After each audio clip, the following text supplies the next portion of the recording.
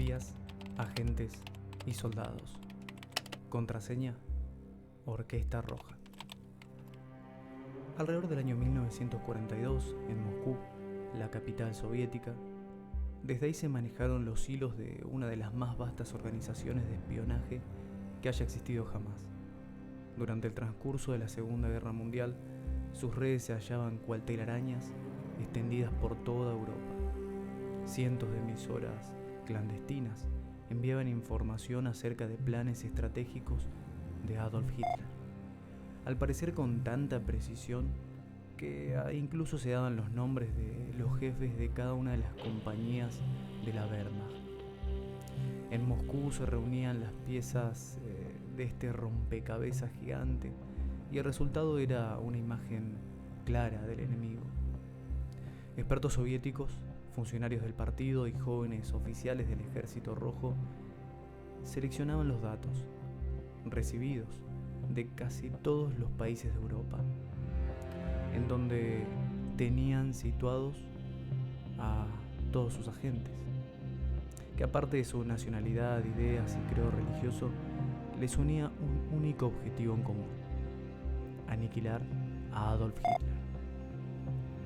En la primavera del año 1926, la policía polaca detendría al obrero Leopold Trepa, de 22 años. Lo enviaría a prisión por varios meses. Trepa ha sido el instigador de las huelgas ocurridas en Silesia. Como dato de color, una vez puesto en libertad, el joven se traslada a Varsovia. Leopold Trepa nace en el año 1904 en una pequeña ciudad polaca de Nowy Targ. Estudiaría historia y literatura en las universidades de Cracovia y Lemba, antes de que la crisis económica lo obligue a buscar trabajo en una fundición. Pasaría varios meses en la capital, sin trabajo estable, ni vivienda, tampoco comida, hasta que, desesperado y hambriento, decidiría emigrar a Palestina. Desde entonces, se haría llamar Leib Batab y encontraría ocupación como peón caminero en un principio y luego como bracero en un kibutz. Saben lo que es un kibutz, ¿verdad? Son estas pequeñas comunidades judías. Y por fin se colocaría de administrativo en una fábrica de aparatos eléctricos. Se afiliaría también al Partido Comunista y al poco tiempo es detenido por las autoridades británicas que en ese entonces estaban en Medio Oriente a causa de sus actividades políticas. Al verse libre, se trasladaría ilegalmente a Francia a principios de los años 30. Luego de permanecer un breve periodo en Marsella, trabajando como lavaplatos en una taberna del puerto, se dirigiría a París, donde al fin trabajaría de mozo y también de pintor de brocha gorda, un hombre con muchos trabajos.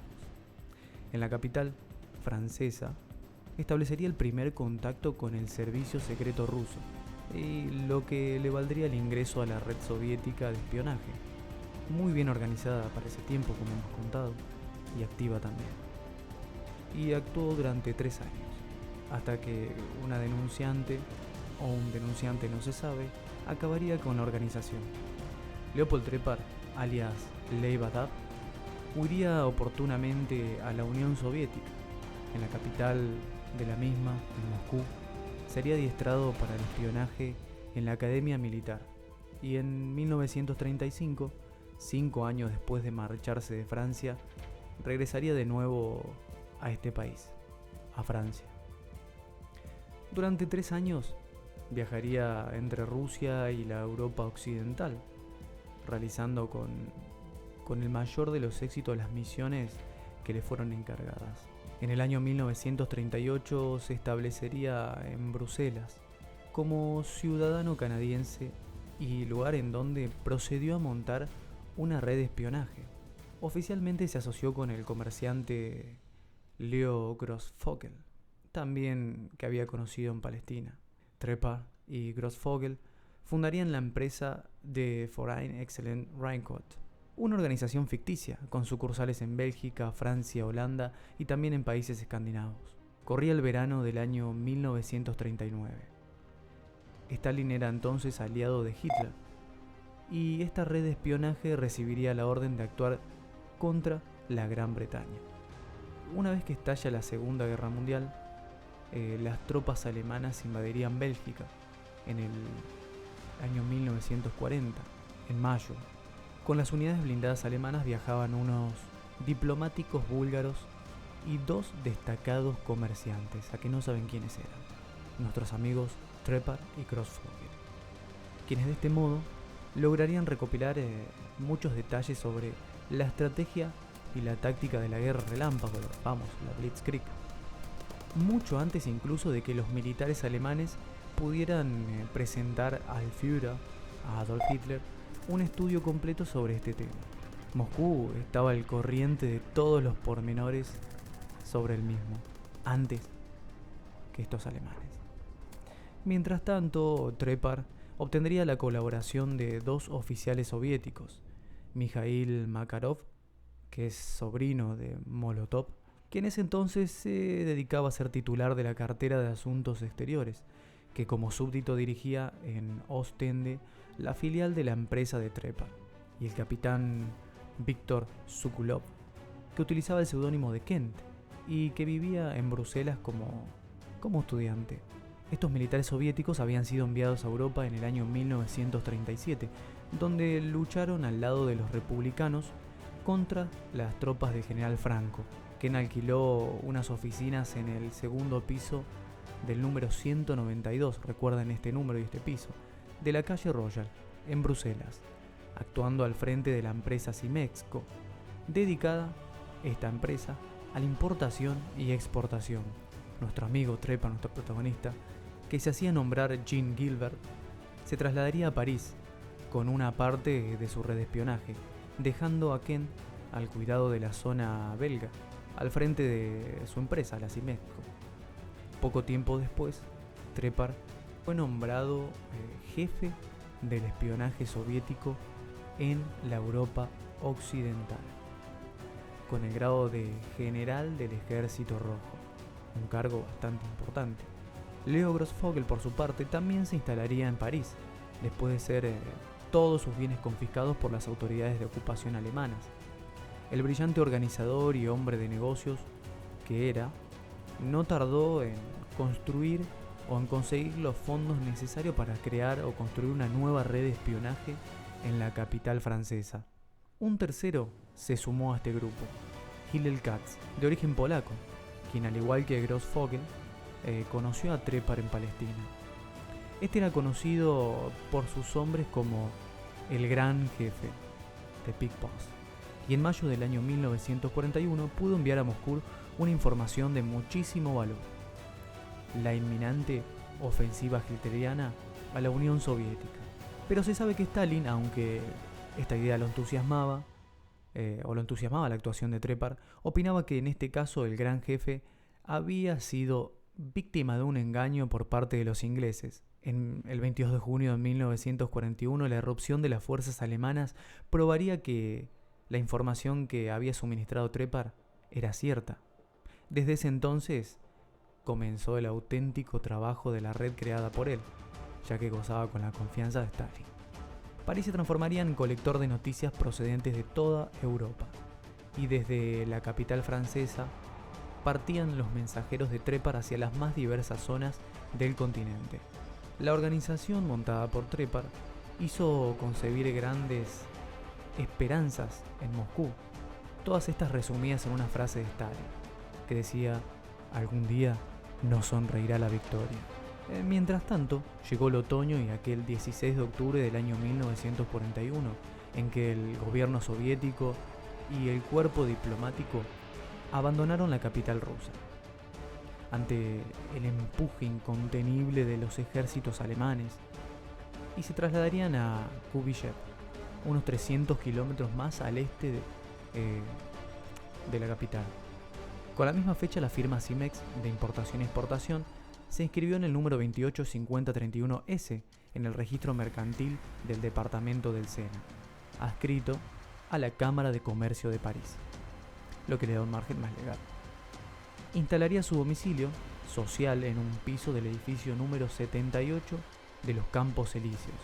El lugar no podía ser más distinguido y sofisticado. Por otra parte, y repartidos en varios distritos en París, tenían alquilados otros 10 locales que utilizaban como puntos de reunión y de escondite si llegaba el caso. Esto obviamente lo ignoraba la dirección comercial de Simex.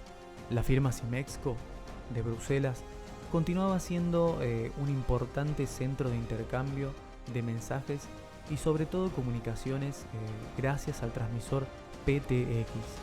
En noviembre del año 1941, Ken recibiría la orden de trasladarse a Berlín.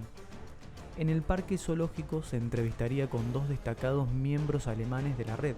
El operador del grupo berlinés había conectado inadvertidamente el transmisor a la corriente continua. Como este era un aparato que funcionaba con corriente alterna, este quedaría inutilizable, por lo que Ken debería proporcionarle una nueva instalación y un experto que los adiestrara en el uso de la misma.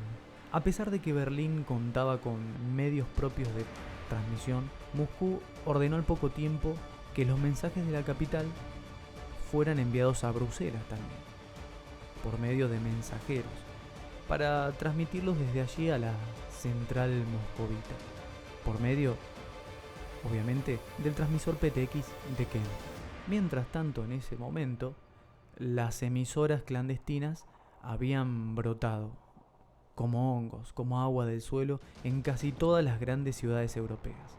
Los alemanes trataban de localizarlas mediante vuelos de reconocimiento con aviones Füße-Storch, cuyas largas patas daban la impresión de rozar los tejados, o con trimotores, los famosos Junker 52, que siempre tenían a bordo instrumentos de localización. Pero las emisoras cambiaban a menudo de lugar, y también de señales y de frecuencia. En Berlín había 3, una de ellas a poco menos de 3 kilómetros del propio centro de comunicaciones de la Abwehr. Pero cuando se intentó localizarlas, las 3 enmudecieron de repente. ¿Casualidad? No lo creo. La única emisora que funcionó con regularidad fue la PTX, descubierta esta en el 26 de junio del año 1941 por los servicios localizadores de la Wehrmacht, en Graz, un pequeño pueblo ubicado al litoral báltico, entre Danzig y Königsberg. Con objetivo de localizarla, investigaron en primer lugar desde 3 estaciones radiolocalizadoras permanentes: Breslau, Oslo y Brest. Los instrumentos que registraron las ondas enviadas a la ionósfera por el transmisor, siendo reflejadas después a tierra. El punto de intersección de las 3 líneas indicaría el desplazamiento de la emisora. No fue mucha la precisión, aunque sí suficiente. El llamado triángulo de localización tenía unos 50 kilómetros de lado. El transmisor PTX se encontraba en su interior, en algún lugar de la costa belga, dentro de ese triángulo. El Abwehr ordenaría entonces a su hombre de Bélgica, el capitán de la reserva Harry Pipe, que procediera a la búsqueda inmediata de la emisora clandestina. Con la falsa personalidad de comerciante holandés de nombre Ripa, Pipe llegó a Bruselas y, por un capricho del azar, establecería su domicilio comercial en la misma casa y en la misma planta donde radicaba la Simexco. Acuérdense ustedes, en el número 192 de la calle Royal. Ambas compañías estaban separadas solamente por una puerta encristalada, y sus directivos coincidían a menudo en el pasillo, saludándose con toda cordialidad. A finales de noviembre del año 1941, Pipe recibió ayuda de una unidad especial de radiolocalización, que estaba dotada con los más modernos aparatos de ese entonces para operar en campo limitado. Sus vehículos localizadores, siempre en comunicación, trazaban círculos más círculos sin despertar la menor sospecha, ya que se los había camuflado como furgonetas o automóviles de turismo, comunes y corrientes de uso civil. Tras varias jornadas de esfuerzos infructíferos, las casas, los conductores de alta tensión, los puentes y las líneas férreas dificultaban notablemente este trabajo. Y a pesar de esto lograron localizar la emisora en el distrito de Etterbeek, en la capital belga.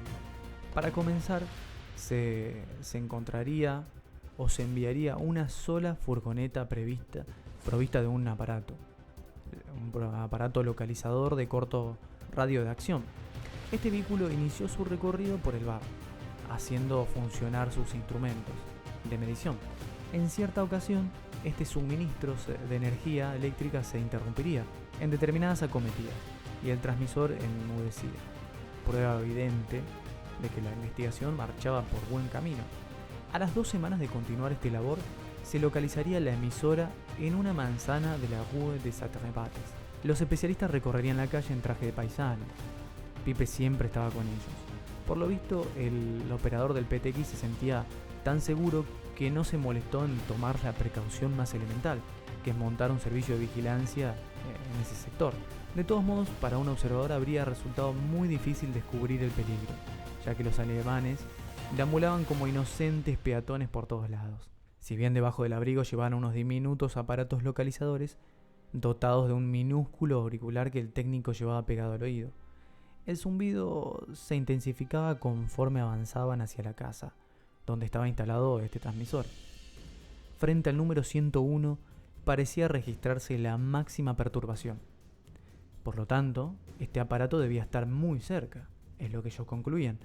En la noche del 12 al 13 de diciembre del año 1941, Pipe se presentaría con 10 hombres de la Gendarmería Secreta del Ejército, dotados todos de escaleras de salvamento y de hachas, y rodarían la manzana en cuestión, que estaba formada por 3 edificios, y como quiera que proyectaba irrumpir en todos a la vez, o eso es lo que él quería. Llamó a un cuartel vecino para que le enviaran 25 soldados de refuerzo, con el objeto de capturar la emisora con el mayor sigilo posible, es lo que informa este capitán de la reserva, Harry Pip. Los soldados llevaban las botas envueltas con trapos. Rodearon la manzana desde cierta distancia a las 2:30 de la madrugada. Di la orden entonces de actuar, y mis hombres penetraron a un tiempo en los 3 edificios sospechosos. La emisora fue localizada en el edificio central. Al mismo tiempo, un hombre saltó y desapareció en el jardín vecino, pero más tarde sería encontrado por los gendarmes y capturado. En la planta baja aún había una mujer, que por lo visto estuvo tumbada en un catre de campaña. El transmisor, situado en el primer piso, aún estaba caliente, y junto con él había un gran número de mensajes, casi todos en alemán, además de las instrucciones destinadas a los radiotelegrafistas alemanes. En la segunda planta encontrarían a otra mujer. Dice, no tardamos mucho en saber que se trataba de una emigrante alemana. Con lágrimas en los ojos nos contó que la habían obligado a desempeñar su cometido y nos facilitó muchos informes acerca de lo que ocurría en la casa. Nos advirtió también que tuviéramos mucho cuidado al andar por el piso bajo. Nos trasladamos, continúa, y procedimos a interrogar a la mujer, natural de París, pero que no dijo gran cosa. Al registrar la vivienda encontramos una puerta disimulada tras unas cortinas y hallamos fotografías, impresos de la Wehrmacht y todo cuanto puede resultar necesario a un soldado alemán en territorio ocupado. Descubrimos varios frascos llenos de líquidos que enviamos a Colonia para su análisis. De dicha inspección produjo un resultado sorprendente. Encontramos cultivos microbianos con los que se podía provocar epidemia de tifus y disentería, como en realidad ya había ocurrido en París. También había ratas, a las que se podían atar pequeñas bombas, y una tinta invisible, que seguramente habían usado también, y la cual era desconocida por nuestros científicos. El radiotelegrafista capturado, que se presentó como súbdito, nos entregó un pasaporte a nombre de Carlos Álamo. Resultó ser Mijail Makarov, capitán del Ejército Rojo y sobrino de Molotov. Pipe hizo un inventario general y comprobó la personalidad de las 2 personas detenidas aparte del radiotelegrafista, y regresó con los detenidos al cuartel de la Gendarmería. Después de un breve interrogatorio en la Rue des Atrebates, seguiría informando nuestro capitán Pip, abandonamos la casa hacia las 6 de la madrugada. Allí quedaron 3 hombres de vigilancia, con instrucciones de detener a cuantas personas entrasen en el edificio, hasta que nosotros regresáramos al mediodía. Hacia las 9 de la mañana aproximadamente, se presentó un hombre con un cesto y dijo querer hablar con la señora de la casa. Le llevaba unos conejos que le había encargado el día anterior. Su documentación parecía estar en regla. Se trataba de un ciudadano de Bruselas, que no inspiró la menor sospecha. Después se supo que era nada menos que el gran jefe, que deseaba valorar la situación con sus propios ojos. Posteriores indagaciones nos llevaron a la conclusión de que el gran jefe ordenó al resto de su gente que permanecieran inmóviles durante ese tiempo. En la mañana del 13 de diciembre del año 1941, Pip se dirigiría a la oficina de la DEA en Bruselas e informaría a su jefe de lo ocurrido en la Rue des Atrabates. Se redactó entonces un memorándum completo para enviarlo a Berlín, y surgió la cuestión de poner nombre a esta orquesta, como denominaba el ABEA a las emisoras clandestinas. Tras corta vacilación y dudas, Pipe apuntó: Orquesta Roja.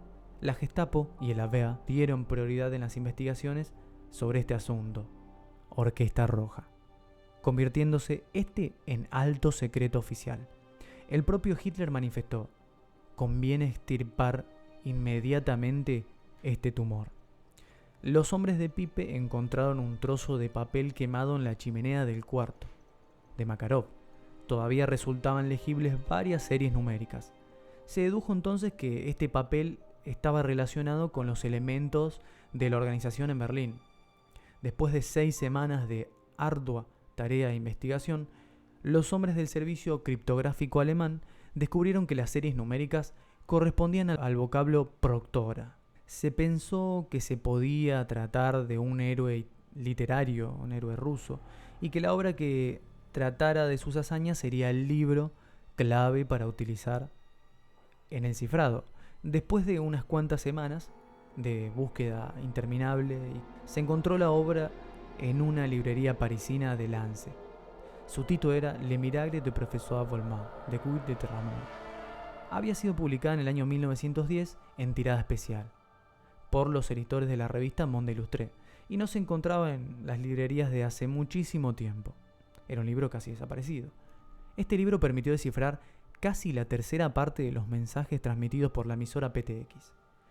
Uno de ellos, procedentes de la central, iba dirigido a Ken y decía textualmente: a Ken, del director personal, diríjase sin tardanza a estas siguientes direcciones: Neubesten, Alten, Burger, Allee, número 19, tercero derecha, Coro, Charlottenburg, Friedrichstraße, número 26A, segundo izquierda, Wolf, Friedenau Wilhelmshöhe, Straße número 18, cuarto izquierda, Baua. Era la comunicación por la que se ordenaba a Ken dirigirse a Berlín para entrevistarse con una o varias personas en el parque zoológico. Una vez descifrado el mensaje, la Gestapo no tardaría en averiguar que Coro era el teniente de la reserva Harro Schulze-Boysen, un protegido del mariscal Göring, en cuyo ministerio prestaba servicio como oficial de la DEA. Schulze-Boysen era el jefe del grupo Coro. Baua, el seudónimo de Arvid Harnack, un alto empleado del Ministerio de Economía y jefe del grupo Arvid. Wolf era el nombre clave del doctor Adam Kuckhoff, escritor y escenógrafo. Schulze-Boysen, con domicilio en la Altenburger Allee, era el cerebro de la organización berlinesa, un hombre enérgico y que no tenía miedo a la muerte. También trabajaba sin descanso para derrocar el régimen nacional socialista. El doctor Arvid Harnack, que vivía en la Friedrichstraße 26A, reunía información para la embajada soviética en Berlín desde el año 1935 y junto con un miembro de dicha embajada colaboraba con el teniente Schulze-Boysen.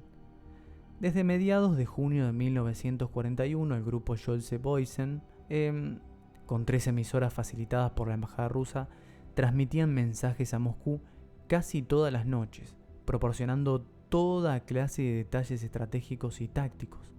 Se enviaron en total más de 500 informes, entre los que figuraban datos sobre los más recientes aviones de combate como el Messerschmitt 210, instrumentos de navegación aérea, cohetes contra aviones y sobre alguna de las armas secretas de los alemanes. El grupo de Berlín utilizaba los servicios de un operador, este era Hans Coppi, que no era demasiado experto, que manejaba los 3 aparatos. Un día por descuido este hombre, la máquina resultó seriamente dañada en una de las emisoras y como consecuencia fallaría el complejo sistema de comunicaciones. Por eso Moscú envió sin pérdida de tiempo aquel mensaje a Ken, a Bruselas, ordenándole que se trasladara a Berlín, en este caso para comprobar lo que sucedía con las transmisoras. El 30 de agosto del año 1942, la Gestapo detenía a Schulze Boysen en su despacho del Ministerio del Aire. A las pocas semanas, hacia mediados de octubre, se había arrestado a 117 personas que fueron recluidas en los calabozos de la Gestapo. Muchos de los prisioneros no lograron soportar los refinados y crueles métodos de la policía secreta alemana y acabarían por revelar los nombres de sus colaboradores. Solo unos pocos conseguirían guardar silencio. Himmler, el jefe de la Gestapo, dejó el asunto en manos del mariscal Göring. Una vez concluidos los interrogatorios, por orden expresa de Hitler, quien manifestó que el caso debía quedar resuelto para la Navidad de 1942. Se montaría entonces la correspondiente farsa legal. 16 de los acusados tuvieron defensor de oficio, aunque este no conocía a menudo el auto de los procesamientos. Se dictarían 64 penas de muerte. Las primeras sentencias fueron cumplidas el 22 de diciembre del año 1942 en la prisión de Plötzensee. 8 hombres morirían en la horca y 3 mujeres en la guillotina. Por entonces, el traslado de Trepa a París había dado muy buenos resultados. La nueva sede de la firma Simex había sido bien elegida y distaba muy poco de las oficinas centrales de la organización Todt en Francia. Además, numerosos altos cargos de la organización frecuentaban el Cabaret Lido de la organización Todt.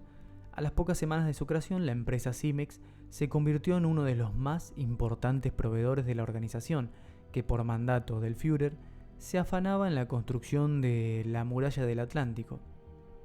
A excepción del armamento, todo lo demás era suministrado rápida y económicamente por la Simex de París o la Simexco de Bruselas. Cemento, hormigoneras, grúas, madera para el andamiaje, herramientas, vagonetas, pabellones para el alojamiento de los obreros, una gama completa de máquinas para la construcción de carreteras y aeropuertos, material pesado y ligero para uso de los zapadores e incluso camiones y automóviles de turismo. La muralla del Atlántico fue el más importante plan de construcciones de la Segunda Guerra Mundial, gracias a su eficiencia y seriedad en el cumplimiento de sus obligaciones. Estas dos firmas gozaban de absoluta confianza por parte de las autoridades alemanas de ocupación. Su volumen de operaciones ascendía a miles de millones de francos. La formidable expansión de ambas vigilaban sus actividades para después, una vez finalizada la guerra, ajustarles las cuentas por haber servido tan fielmente al enemigo. Sin embargo, los hombres de la resistencia ignoraban que los beneficios de ambas compañías, del orden del 50%, se destinaban a sostener una completísima red de espionaje y el mantenimiento de sus promotores. Buena parte de las ganancias se empleaban en captar a funcionarios militares y civiles alemanes, hasta el punto de que los dirigentes de las dos firmas comerciales no ignoraban ninguna de las más importantes construcciones alemanas en la Europa ocupada y estaban igualmente informados sobre los movimientos de tropas. Ken ocupaba con su amante una magnífica residencia de 27 habitaciones en el Boulevard Brand-Whitlock de Bruselas. Tenía más de 50 trajes y una quinta de recreo. Por su parte, Trepa adquiriría un palacio en la Francia central, haciéndolo servir como lugar de refugio para sus agentes. También montó una extensa granja que surtía de alimentos frescos a todos sus hombres. En el Hotel Majestic, cuartel general en París de los altos mandos militares, una secretaría se sacaba copia de todos los informes confidenciales más importantes relativos a la situación en el oeste. Posteriormente, se trasladaba a un centro de la Wehrmacht, ocupando después el cargo de secretaría particular de Abetz.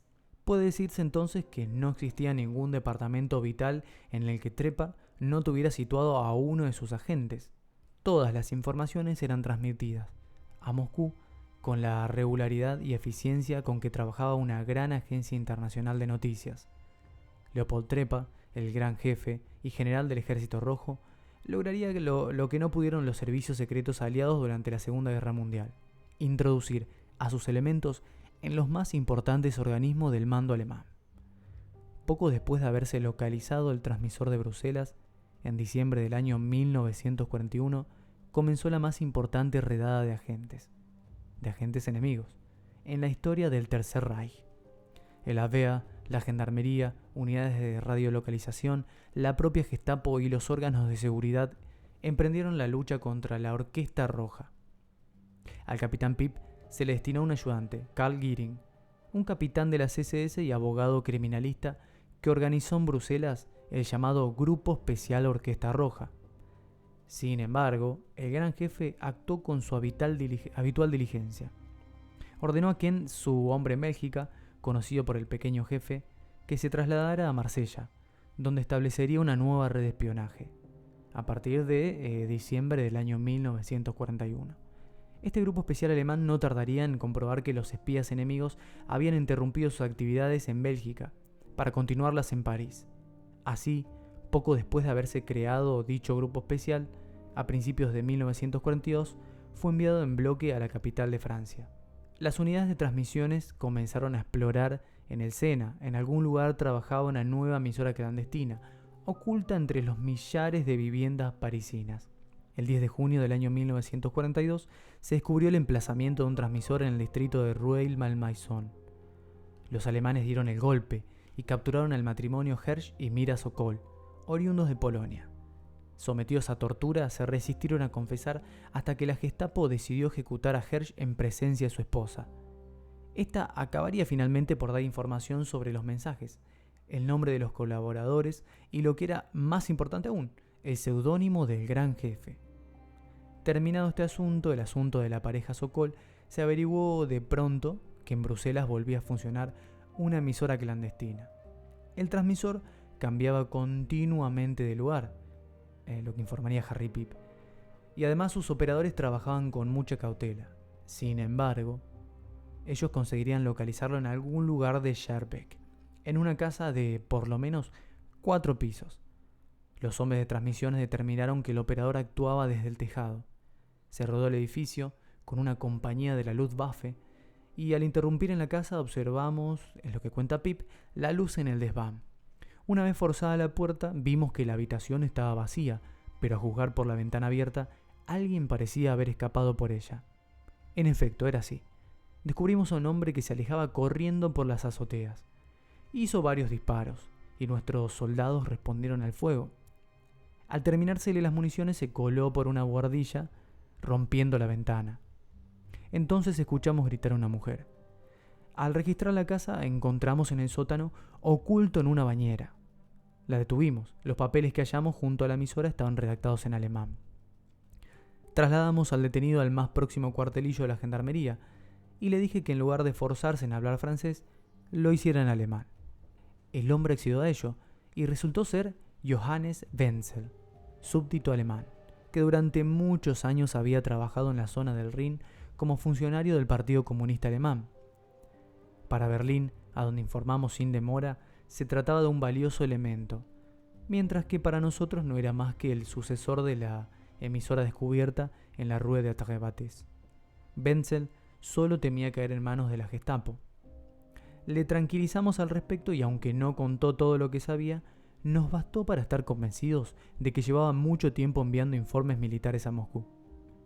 Johannes Wenzel operador en jefe de la Orquesta Roja en la Europa Occidental, continuó en su puesto, si bien al servicio de la Gestapo, enviando mensajes a las 2 emisoras capturadas por el grupo berlinés. Y no solo eso, también delató el escondite de Konstantin Jefremov, un oficial del Ejército Rojo, jefe de la Orquesta Roja en Bélgica.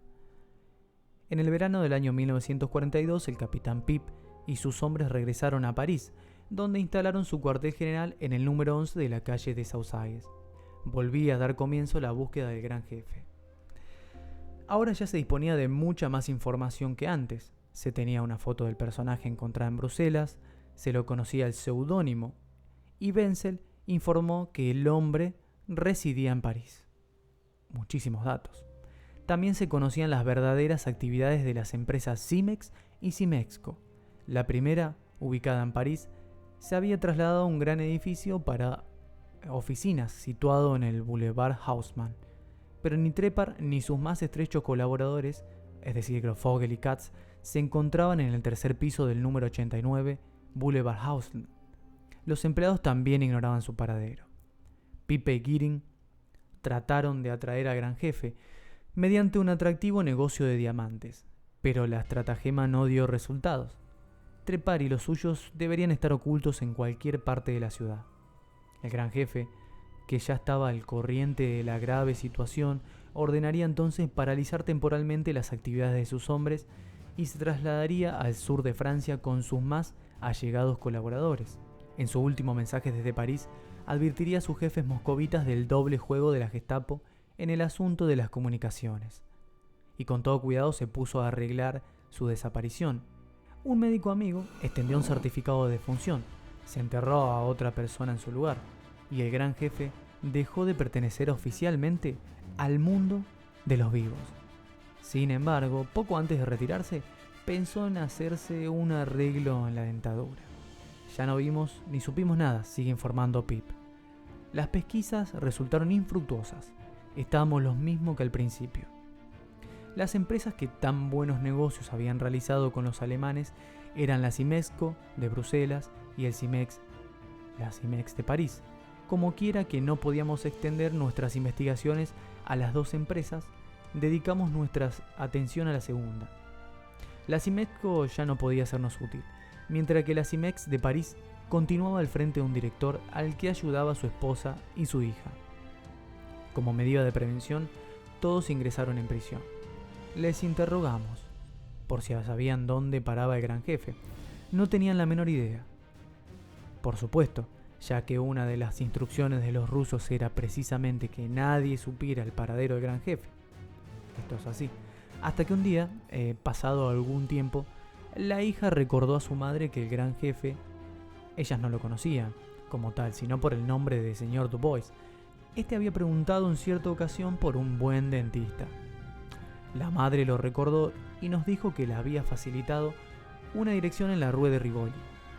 Visitamos entonces al odontólogo en cuestión, Giring, yo y varios agentes de la Gestapo, llamado Dr. Maleplate. Con cierta sorpresa nos manifestó que en efecto tenía un paciente llamado Dubois, a quien estaba tratando.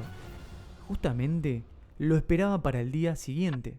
Acudimos poco antes de la hora señalada para la consulta y esperamos en la sala hasta casi las 2 de la tarde, pero nadie apareció. Poco antes de dicha hora, nos dispusimos a abandonar la vigilancia, cuando oímos voces en el consultorio. Entramos en él y allí estaba el gran jefe, acomodado en el sillón clínico.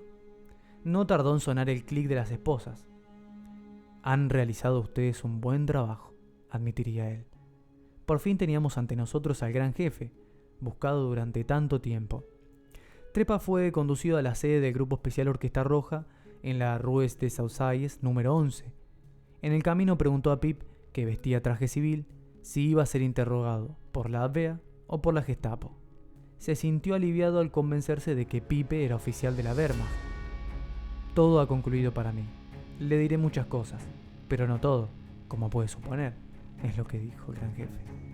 Llegados al cuartel general de la Gestapo, conversaron mientras tomaban un café y fumaban unos puros, como es usual entre viejos conocidos. Trepar fue recluido en una celda individual, situada en la planta baja del edificio del Grupo Especial.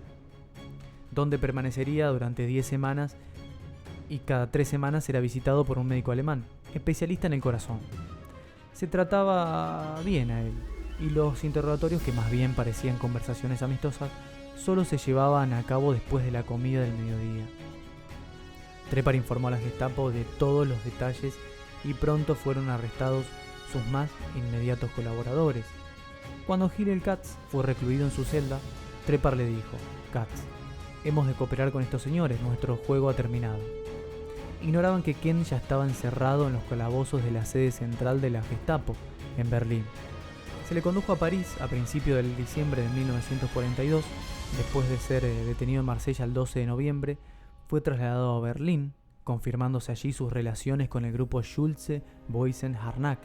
Mientras tanto, la Gestapo expuso a Trepar su gran plan: establecer contacto por radio entre Moscú y Berlín para negociar la paz separada entre ambas potencias, circunstancia muy importante que provocaría el hundimiento del frente aliado contra Hitler. Trepar, que todavía permanecía detenido en el cuartel de la Gestapo, tenía que hacer todo lo posible a fin de obstaculizar el plan. Este solo se podía realizar con su consentimiento y empleando los medios de comunicación al servicio del Partido Comunista Francés. Esta era la única forma en que Moscú lo creyera todo. Pero si el Partido Comunista Francés se enteraba de que Trepar había sido detenido, el proyecto de la Gestapo se derrumbaría. Göring, enfermo de cáncer, fue sustituido por Heinz Panwitz, capitán de las SS, que estuvo ocupado en Praga a causa de las investigaciones subsiguientes al atentado contra Heydrich. Con pretexto de establecer el imprescindible contacto con el enlace comunista en una vivienda próxima a Châtelet, Trepar, no muy vigilado por agentes de la Gestapo, aprovechó la ocasión para informar a Moscú de lo sucedido en las últimas semanas. De acuerdo con su plan, la Gestapo le proporcionó dinero y documentos, instalándolo en una villa del suburbio parisiense de Neuilly, alegando que Grossvogel y Katz resultaban imprescindibles para el envío de mensajes. Lograría que se pusiera en libertad a sus dos compañeros colaboradores.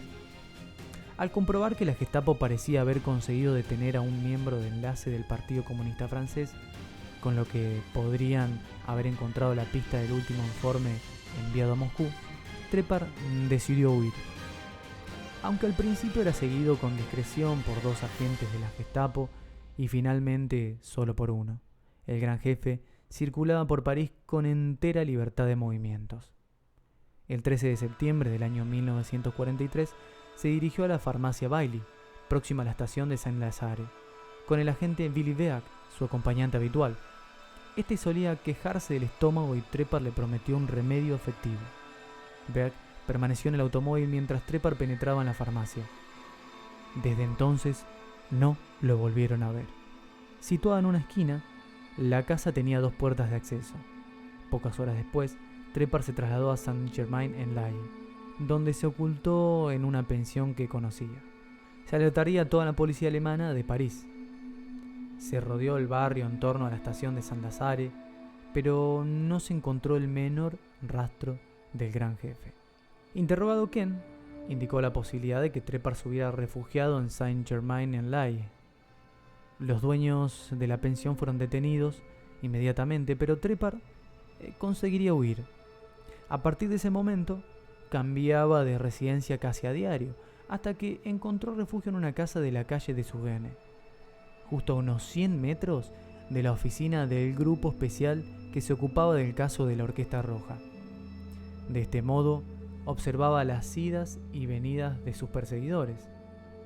En su desesperación, Panwitz mandó publicar un anuncio detrás de otro en varios periódicos de la capital, en la que bajo el nombre de Georgie de Winters, la amante de Trepar, se decía: ¿por qué no me telefoneas, Edgar Georgie? Por encargo de la Gestapo, Ken preguntaría a Moscú: ¿qué ocurre con el gran jefe? Hay mandatos de arresto por todas partes. ¿Es que se ha fugado de una cárcel alemana?